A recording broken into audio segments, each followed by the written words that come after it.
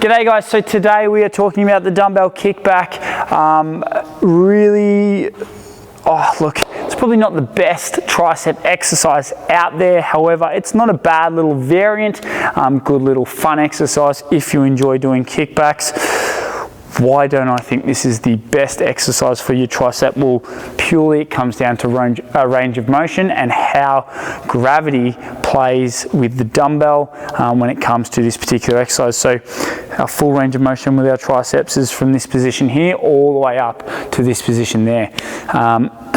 When it comes to this particular exercise, we're kind of only working maybe 50% of that full range of motion. So just on that premise alone is why I am not the biggest advocate of it. You can get a really good squeeze through the tricep, you get some really good activation, so it might be a really good finisher potentially at the end, but I wouldn't make this my go-to exercise to really get those triceps firing. So why is it that it only takes it through 50% of the range of motion? Well, let's look at gravitational pull for a minute. So we know that gravity is always wanting to go down, okay? How we set up for this particular exercise is we can do it a handful of ways. Our leg position doesn't really matter, so you can create like a 3-point stance like this, okay? So 1, 2, 3.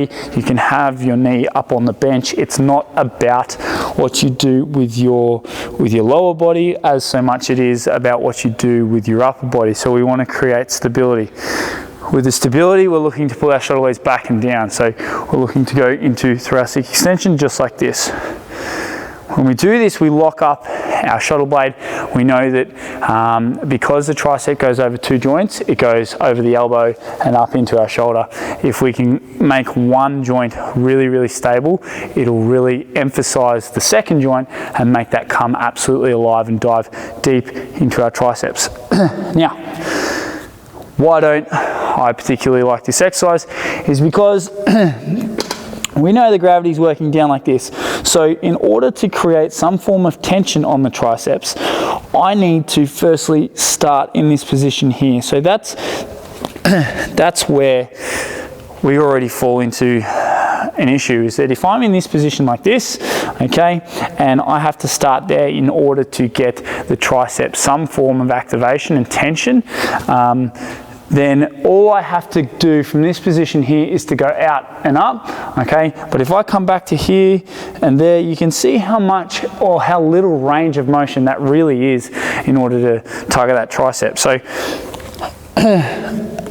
when we are doing this exercise, and for those who do enjoy doing this exercise, we want to make sure that we are starting slightly back from right angles, because in here it's pretty much your wrist strength and the ability to hold the weight from falling down rather than tension through the tricep, because the weight or the way your elbow operates is it would have to come back to this position to drop down. So if we finish slightly back, then we know that there is tension no matter what on that tricep. Okay, so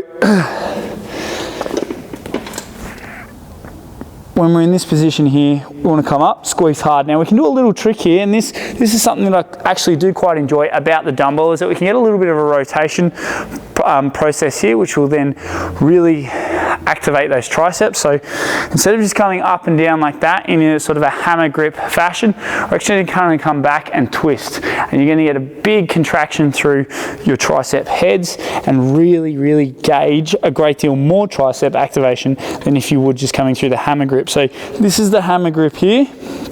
Okay, we're going back and forth like so.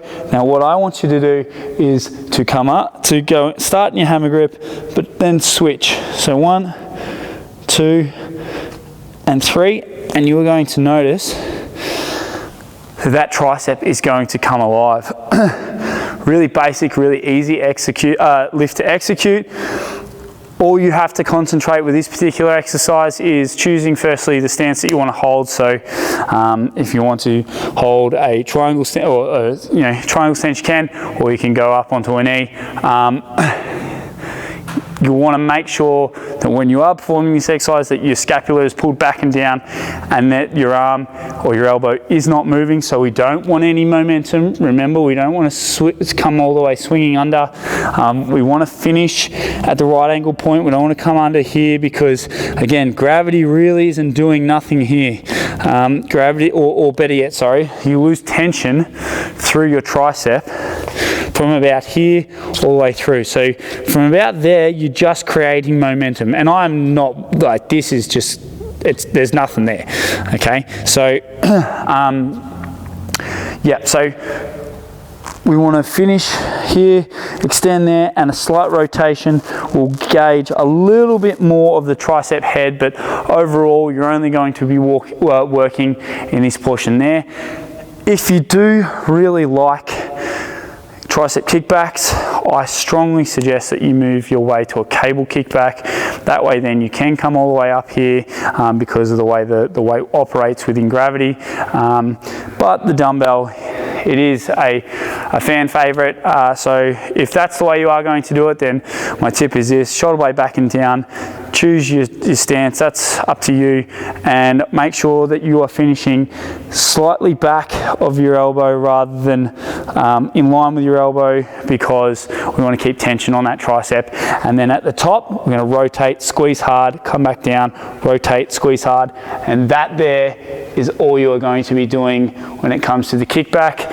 We don't want to be losing our shoulder and start doing this motion, because that will start diving into our lats and almost simulating a row or a lat pullover. All right, team, that there is how you want to go about executing your dumbbell tricep kickback.